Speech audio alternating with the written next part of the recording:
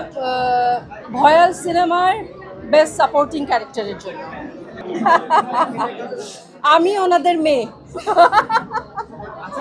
হ্যাঁ, আমার যমজ 2 কন্যা টাপুর এবং টুপুর। অনেকদিন ধরে আমার কাজ দেখছেন না, তাহলে তো কাজই দেখেন না ভাইয়া। আমার মাত্রই একটা ডেইলি সোপ শেষ হলো, যেটা দীপ্ত টিভিতে করেছি মাশরাফি জুনিয়র নামে, এবং 1230 পর্বে, যেটা বাংলাদেশের সবচাইতে বড় ডেইলি সোপ, বড় সিরিয়াল হিসেবে কাজটা মাত্রই শেষ করলাম।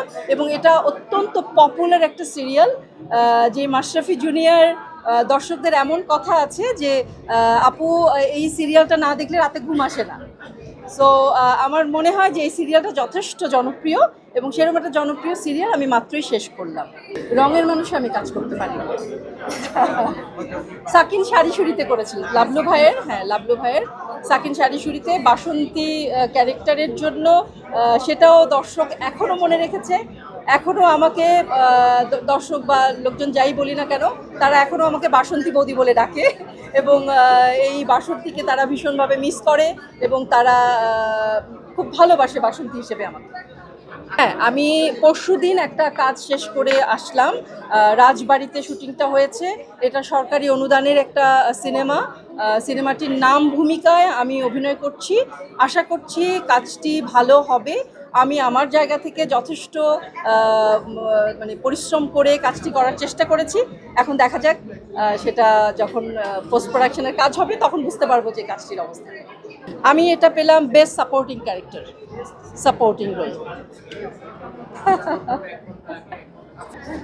ভালোবাসার আসলে মানে 14ই ফেব্রুয়ারি দিয়ে ভালোবাসাকে আমি কোনোভাবেই বন্দি করতে চাই না।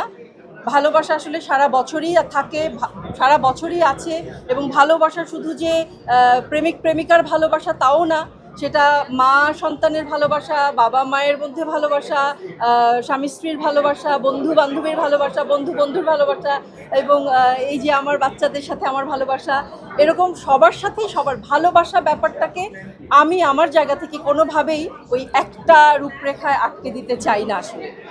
তারপরেও যেহেতু 14ই ফেব্রুয়ারি একটা বিশেষ দিন, সো আমার রিকোয়েস্ট থাকে সবসময় যে এই দিনটিতে যেন আমরা সবাই মানুষের মতো করে মানুষ হয়ে সবাই সবাইকে ভালোবাসতে পারি। Thank you so much, thank you সবাইকে।